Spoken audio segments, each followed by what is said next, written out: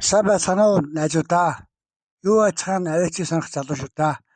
Би Мисгч подкастын 7 намын дугаарт та бүхэндээ зориулж Монголын анхны өргөн суудлын том онгоц болох ил-14, илүүш 14 онгоцод талаар товч дурдъя. Зөвлөлтийн богино заагарын хөлөг илүүшин 14, ил-14 НАТОгийн тайлгын нэгэн Крате 1940-40 оны сүүлчээр ил-12 онгоцонд хэрэгжүүлсэн техникийн шийдлүүдийг цааш хөгжүүлэх зорилгоор хуучилсан Ли-2 онгоцыг орлож зохион бүтээсэн. Ли-2 онгоц бол Америкийн дугуйс онгоцоос патентыг авч ийсэн зөвлөлтийн цэргийн тээврийн болон жашиг тээврийн 1940-с 50-ад оны үеийн шилдэг агаарын хөлөг байсан юм а.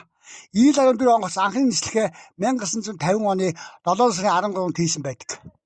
1946 оны сүүлчээр ил-12 онгоцны улсын туршилт дууссан дараа илүүшний зохион бүтээх товчоор ил-12 онгоц туршилтын үед нэг хөдөлгүүр нь бүтлгүүлсэний дараа хөөрөлтийг аюулгүй дуусгах чадвартай суудлын онгоц бүтээж эхэлсэн төвхтэй байд юм а манайхаа. Ариаднах ба зохион байгуулалтын хувьд шинэ ил-14 онгоцны анхны хувилбар нь ил-12 онгоцны дизайныг давтаж түүнээс арай том хэмжээтэй жингийн хувьд илүү ялгаатай хийсэн байсан. Ил-14 онгоц нь 2400 борны хүчтэй AH-73 гэсэн 2 поршнт салхин хөргөлттэй хөдөлгөөрөөр тоноглогдсон байх ёстой байлаа. Гэсэн хэдий ч хүч чадлын жингийн харьцааг энгийн хэмжээгээр нэмэгдүүлэх нь өргөжлүүлэх хөөр асуудыг бүрэн шийдэхгүй боловч хөөрхөд хөдөлгөөр эвлэгсэн тохиолдолд чиглэлийг тэнцвэржүүлэх хэн хүндрэл учруулах нь тогтоогдсон тул энэ төслийг хэрэгжүүлэг байна. Илүүшин зохион бүтээх авчаа. Нэг хөдөлгөөр дээр өргөжлүүлэг өндөр авч хөөх асуудлыг AH-82 ФН хөдөлгөөний хүчийг баг зэрэг нэмэгдүүлэхийг аэродинамикаар сайжруулалтаар нь шийдсэн байлаа. Энэ нэрдээ 50 морины хүчийг шинэ хөдөлгөөрт нэмж өгсөн байдаг. Үүндээ суурилсан далавч нь онгоцны аэродинамик чанар хөөх хурдаас 175 км/цаг хүртэлх өргөжлөсөн чанар нь ил-12 онгоцны далавчтай харьцуул өндөр болсон. Онгоцны газраас хурдан хөөж өндөр тарих боломжийг эвгээрэх олгосон байдаг юм а манайхаа. Нисэх онгоцны хөөх хугацааг багасгах нь буух магнезийн ухрах хугацааг богиносгож сэнсний алгыг өөрчлөлтөнтэй холбоотой юм гэж нисэх төвчд үздэг юм а. 18 хүний жашигчийн судалтай ил-12 онгоцны жашигчийн бүхэнгийн зохион байгуулалтын онцлог харгалзсан шинэ онгоц нь 12-оос 19% тэнцэх хэмжээний зайнаас илүү өргөн уужим хүрээтэй байв. Энэ нис онгоцны газар дээрх тогтвортой байдлыг сайжруулж сүүлдээ толгойг орхих нэмж суйлуулахгүй байх боломжийг олгосон байдаг. Анхны туршилтын ил-14 онгоцыг ил-12 онгоцод далавч сүүлээр нь бүтээжээ. Энэ шинэ гидравлик систем буух менежментийн хаалтыг хаах сайжруулсан механизм онгоц мөсдөх эсвэл хэд халтын үед салон цэрүүцүүлэх төхөөрөмжийн нэгсэн системийг бас давхар боловсруулсан байдаг юм а.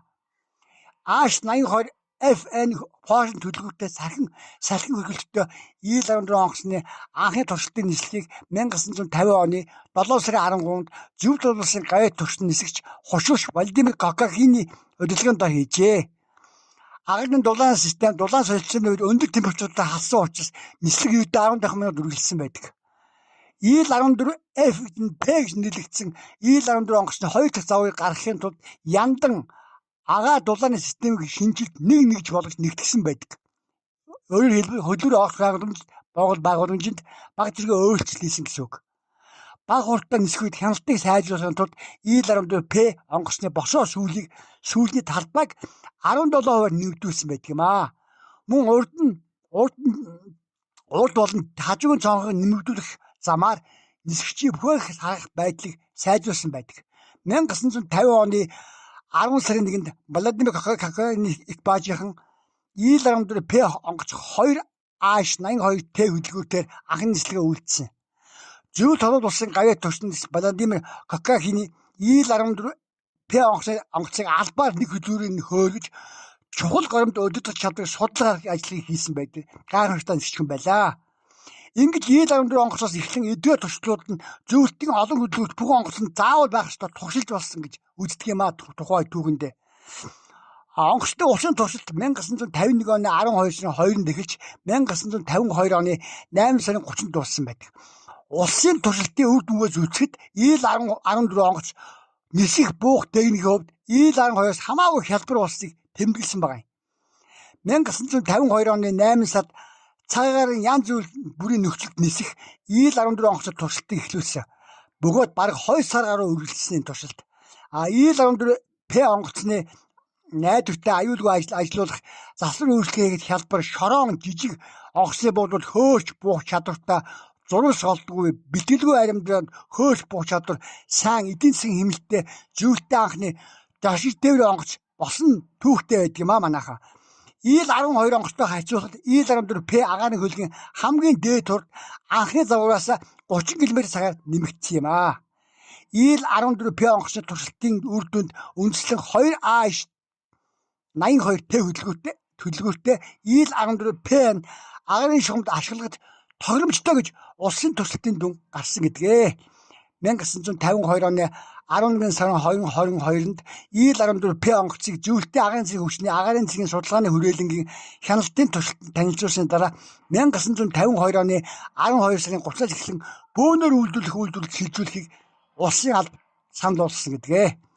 1953 оны 4 сарын 1-нд зөвлөлт бодлуулсан сайд нарын зөвлөл ИЛ-14П агаарын хөлгийг Ташкент хотын зөвлөлт бодлуулсан Баатар Чкаловын нэмэлт нисэх госны үйлдвэрт цуурл үйлдвэрт оруулах тухай 947 дугаар тоот тогтоол гаргасан байдаг. Мөн зөвлөлт бодлуулсан гадаад энэ онгоцны патентыг худалдаж 1953 оны намраас эхлэн патентээр үйлдвэрийг ихийг Чехословак руу шилжүүлж Чехословак улс авиа 14 гэсэн нэрийн дор үйлдвэрлэж мөн бүгд найр Арс Герман улс патентыг худалдаж авсан байдаг. Зөвлөлт бодлуулсан Орчин улбаны улс 2005 он хүртэл Арктик судалгаа ажиллагаанд тусгай томлол бүхий ИЛ-14 онгоцыг ашиглаж байсан бөгөөд туунлын тэсэг мөрөнд үүргээ маш сайн үйлчилсэн түүхтэй. Яагаад маш хүнд нөхцөлд маш хүйтэн температурт ИЛ-14 онгоцны тэр H82-д хөдөлгөөр найдвартай ажиллаж байсан байгаа юм л да. ИЛ-14 онгоц судлаачийн баг олноор тэвлэн Арктикийн бэлтгэлгүй нисэх цасан аэродром амжилттай буулт хөөлт хийч олон удаа хийсэн бөгөөд зарим тохиолдолд Оросны буултыг эзгүй хээр газарч хийж байсан агаад засварын хөмжилсэн аргаар хээрийн буултан дараа онгоцоо тэр дор нь засаж хөөлт хийж байсан олон тохиолдол байдаг юм аа. ИЛ-14 онгоц нь эдийн засгийн хэмнэлттэй хээрийн нөхцөлд амархан засвар авдаг сайн агаарын хөлгүүд нэг байсан зөвлөлтийн хувьд. Ерөнхийдөө Орчин улбаны улс шинээр үйлдвэрлэж буй домогт А-24 онгоцыг орлож шинэ үеийн ИЛ-114 сэнсэт төрөл жашиг тээврийн агаарын хөл бол ИЛ-14 онгоцны үндсэн платформоор үйлдвэрлэж байгаа лээ. Үнэхээр монголчуудыг хамгийн анх бөөнөр суулгаж суудлын онгоц гэдэг утгын дор Мяатын түүх эхлүүлсэн энэ гайхамшигтай бат бөх найдвартай онгоцны ачаар Монголын нисэх хүчин гэдэг их айлын галын цуцал улам нэмэгдсэн гэж боддог юм да. Ингээд та бүхэндээ ИЛ-14 онгоц бүгд найдвар Монгол ард улс хэрхэн ашигласан талаар товч түүхийн дурдъя. Бүгд найдвар Монгол ард улсын төрийн тэргүүн Цэдэн балын чанаачлахаар анх удаа Чех улсаас 2 нэгж ИЛ-14 онгоц худалдаж авчээ. 1957 оны 11 сарын 28-нд зөвлөлт бодлуулсан 5 нэгж ИЛ-14 агаарын хөлийг бүгд найдвар Монгол ард улс бэлгэлсэн байна. Бүгд найдвар Монгол ард улс нийт 7 нэгж ИЛ-14 онгоцтой байсан бөгөөд 1 нэгж ИЛ-14 онгоцоо 1963 онд хотон дээр хайхандаа алдчихсан юм да хөөх юм. Бүгд найдвар Монгол ард улс ИЛ-14 агаарын хөлгийг 1975 он хүртэл ашигласан. Зөвлөлт бодлуулалт буцаад зарахын өмнө одоо хөшөө болсон онгоц завхны аэродромд эвдэрч 5 нэгжийн буцаага зөвлөлт худалдчихсан байдаг. Бас сайхан манайха бэлэн давсан онгоцоо буцаага зөвлөлт худалдчихсан шүү дээ. Хөшөө болдгийг засаа заах гэхээр зардал ихтэй ашиггүй байсан учраас тэгэхээр мөнхийн засаад зогссон байдаг юм аа. ИЛ-14 онгоцон дээр дадлагдж ИЛ-14 онгоцын нисгчээр ажилласан олон сайхан хүмүүс олон сайхан буурын ахмадууд тэдний үр хүүхэд үр сад нь одоо хүртэл амьд байдаг бөгөөд энэ онгоц домогт А-24 агаарын хөлгийг бүгдээ Монгол ард улс ашиглахаас өмнө Монголын иргэн агаарын дээр том өсөлт хийсэн том алхам хийсэн найдвартай ажилттай агаарын хөлг байдаг юм аа манайха. Ингээд та бүхэндээ энэ онгоцны үзүүлэлт характеристикаас нь баг зэрэг хэлье. Үйл төрд нь болохоор жашиг тээврийн онгоц. Гарлан зөвлөлт бодлуулсан. Анхны нислэг нь 1950 оны 10 сарын 1. Танилцуулагдсан огноо нь 1954 он. Ажилтаас гарсан огноо нь 2005 он. Одоо л ажилтаад гарсан. Гол хэрэглэгч нь Аэрофлот компани, зөвлөлтийн цэгийн нисэх хүчин, Египтийн айлын нисэх хүчин. Тэгээд Мозамбик, Этиоп, Вьетнамын айлын нисэх хүчнүүд. Үйлдвэрлэсэн тоон 1348 нэгж. Үндэс болсон загвар нь ИЛ-12. За ингээд характеристикийн талаас нь баг зэрэг хэлье. Урт нь 21 м болон 22 зууны 31 м. Ил-14М түүнээс хойш заврууд нь 22 зууны 31 м болсон юм аа. Далавчны өргөнд 31.7 м. Өндөр нь сүүлтэйгээ 7.8 м. Хөдөлгөөр нь 1950 морины хүчин чадалтай 2 нэгж Ишвицов H82T салхин сүн хөрөлтөө хөдөлгөөр, поршент хөдөлгөөр.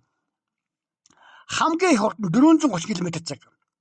Аяллаа урд нь болохоор 345 км/цаг. Нисхийн асалт нь 1250 км. Нисхийн өндөр түлхэлт нь 6500 м. Тэгвэл 6500 м-д нисгэж кислородны маска буюу хүчилтөрчин бага зүүжээж 6500 м-с дээш өндөрт Ил-14 онгоц гаргадаг байсан байгаа. Хоосон жин 12700 кг. Хамгийн их хөрөгч нь 18500 кг. Зорчигчдын тоо 36 хүн, экипаж 2-5 гишүүн Бортбородко оруулаад. За энэ цагаан онгоцоор Монголын иргэн наагаан тэр Мял компани орон нутгийн нислэг ашиглаж байсан сайхан түүх 1950-ад оны дундаас эхэлж өдөртөж Марс Цэдэнбалын буйнаар Монголын иргэн наагаан тэр анх удаа суудлын өргөн онгоц хэрэглэсэн зөвлөлтийн алдартай Ил-14 онгоц байлаа. За баярлалаа та бүхэнд. Дараагийн дугаартаа Монгол улс шинээр агаар хүчин зэвсэгт хүлээн авсан МиГ-29 онгоцны тухай товч дурднаа. Та бүхэн сайхан амраарай. Баярлалаа.